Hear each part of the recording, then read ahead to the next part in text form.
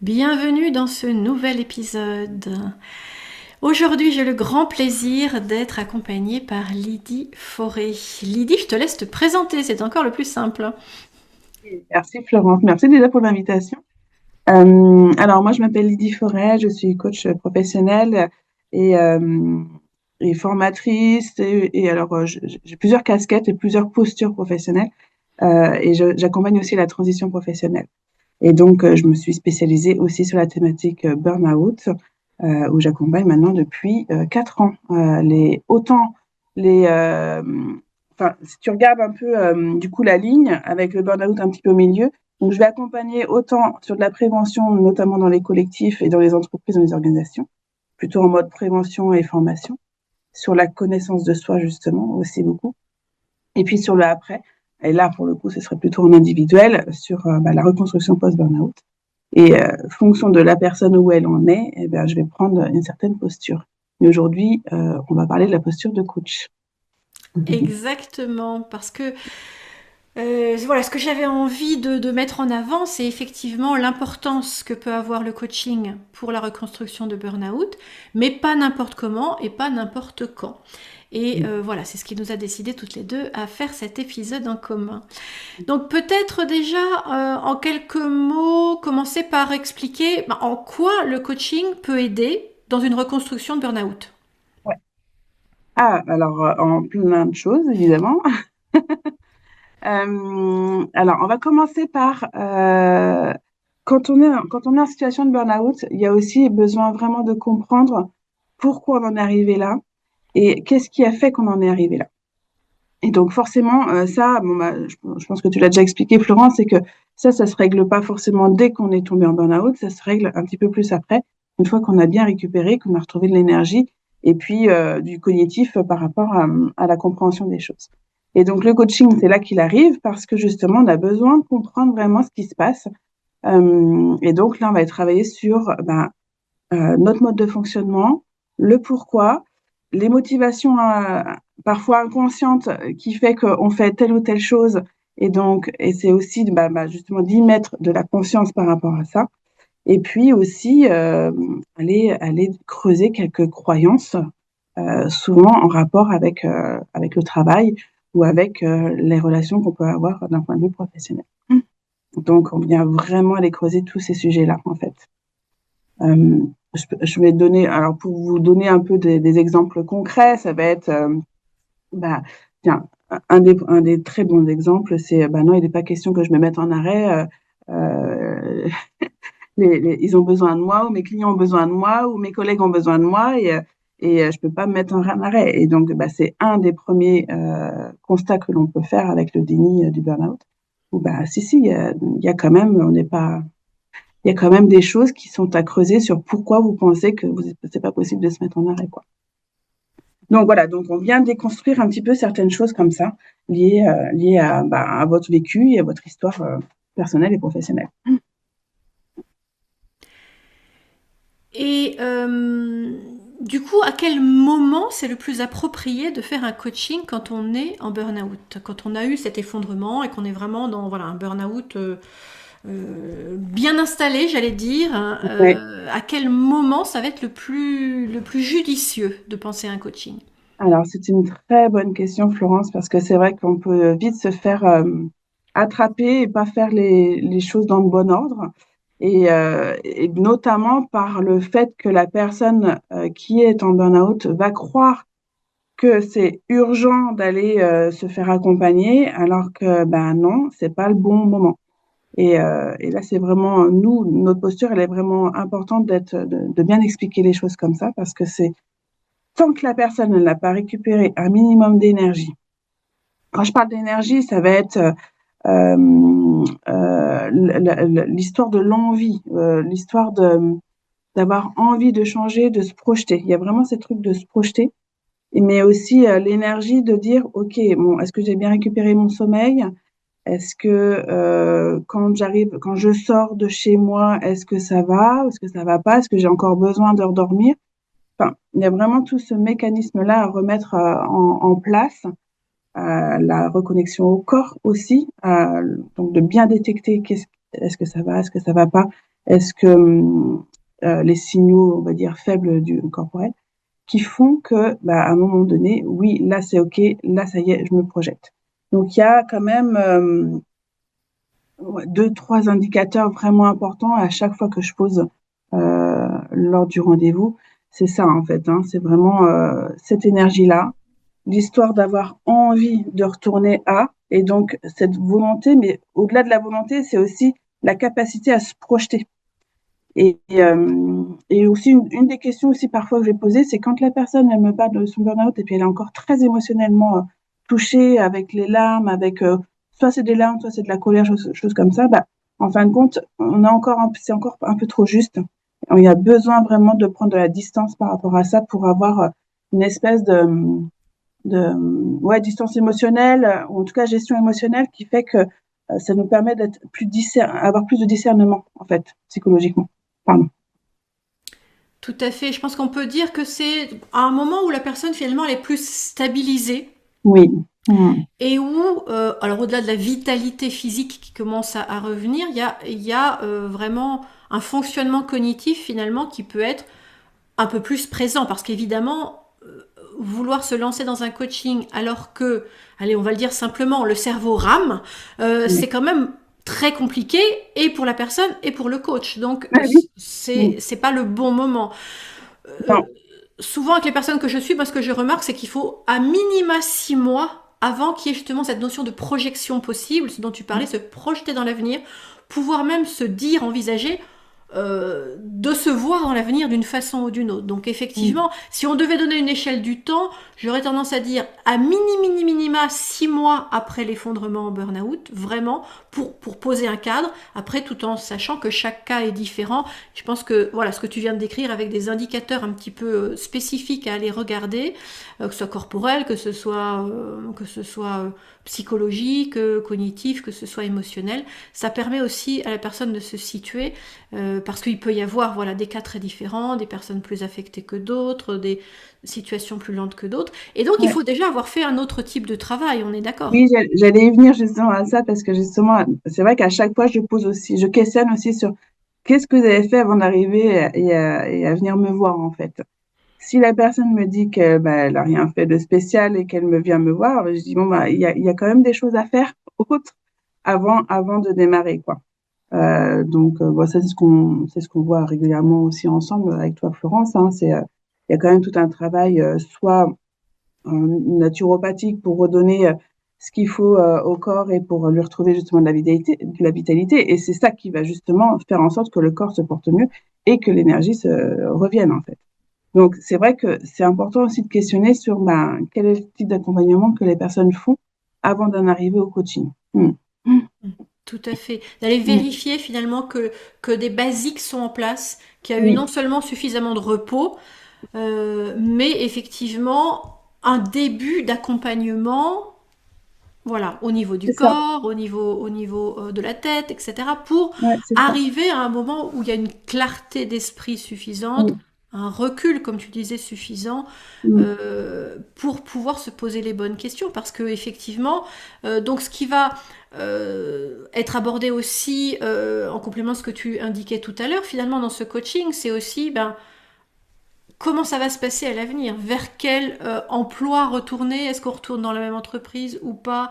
Est-ce qu'on va ailleurs? Donc tout ça, c'est cet accompagnement aussi que tu peux proposer en coaching.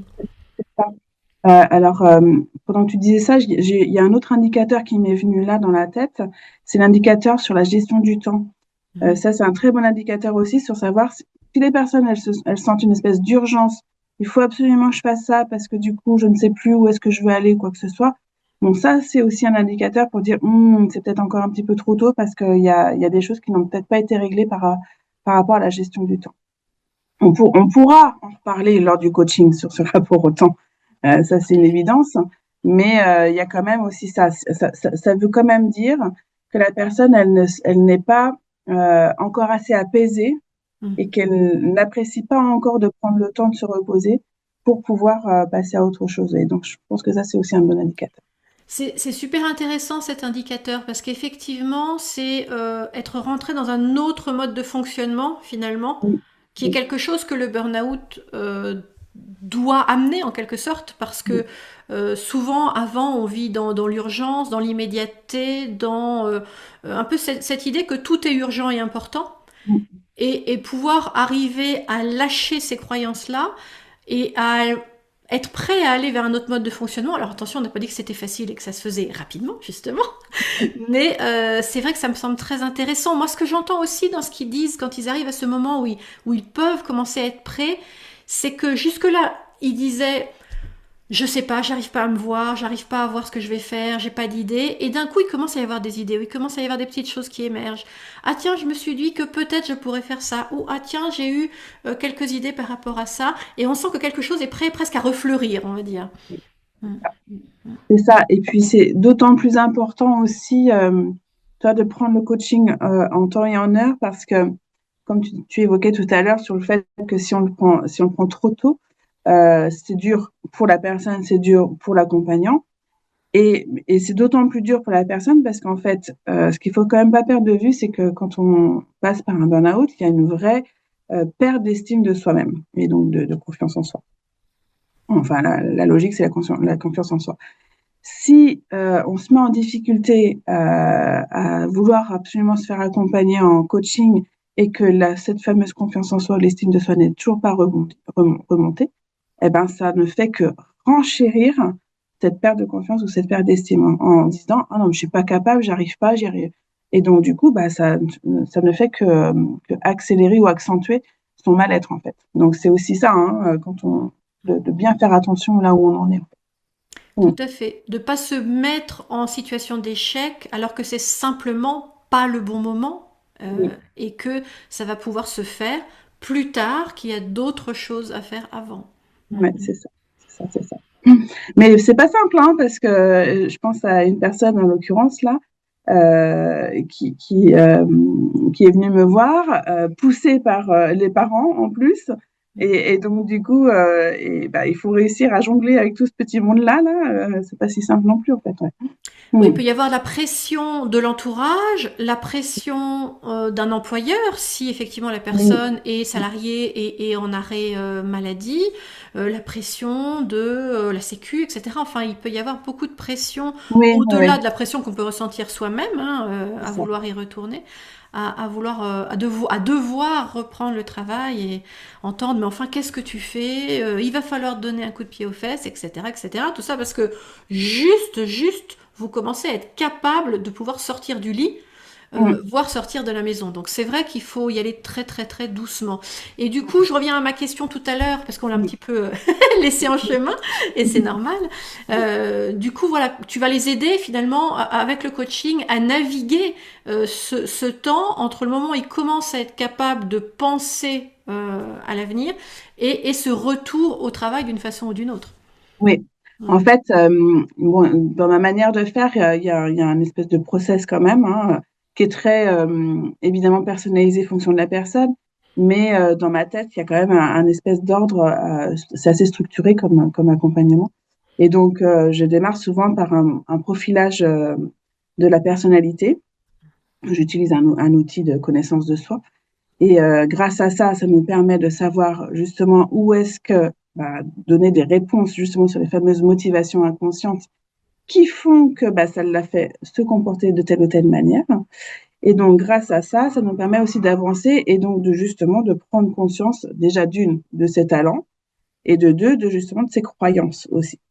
Donc tu vois, on y va comme ça. Et puis après, ça nous permet aussi de travailler sur l'intelligence émotionnelle de la personne, de détecter quelle est son émotion principale qui se joue là, et donc qui va nous permettre de pouvoir avancer sur, OK, maintenant, si c'est de la peur, bah, ça va être la peur de retourner au travail. Si c'est de la colère, ça va être de la colère face à son employeur potentiellement ou des collègues ou peu importe, mais qui fait qu'il va falloir qu'on gère cette fameuse colère-là pour l'assainir et pour pouvoir repartir dans des bonnes conditions.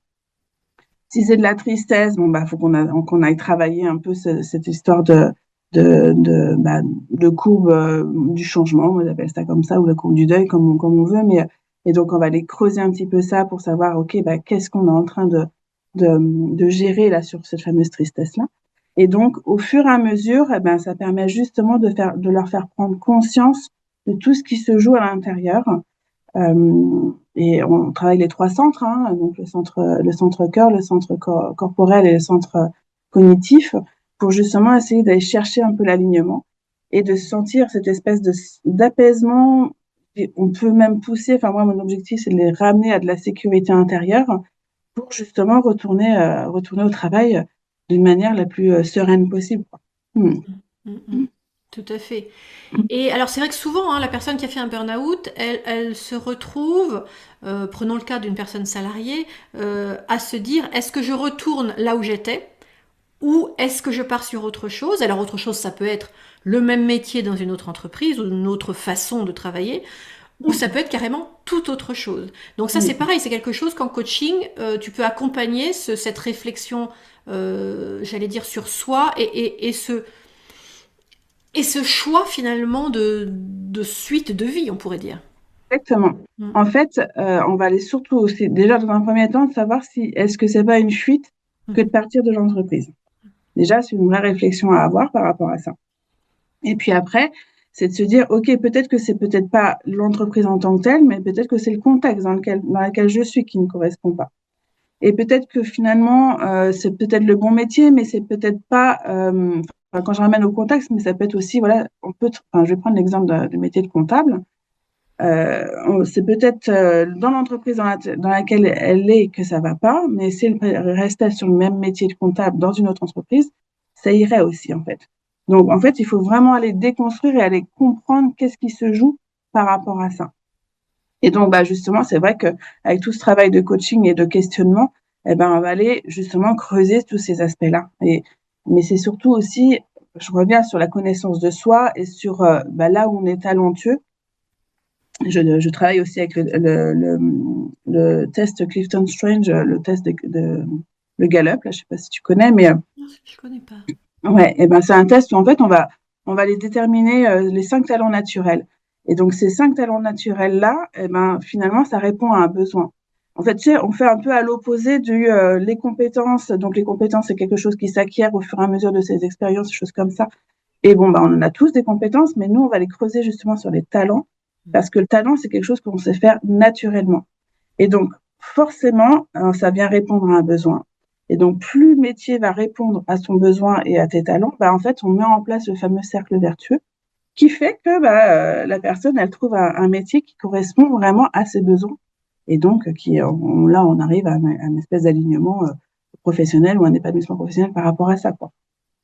Donc voilà, tu vois, il y a vraiment différentes étapes, mais il faut bien en prendre en considération.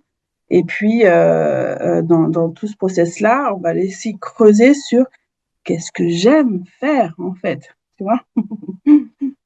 Vraiment ce truc, parce que bon, on est quand même dans le monde professionnel, il y a toujours un peu cette injonction de, bah, il faut aller travailler, il faut gagner des sous.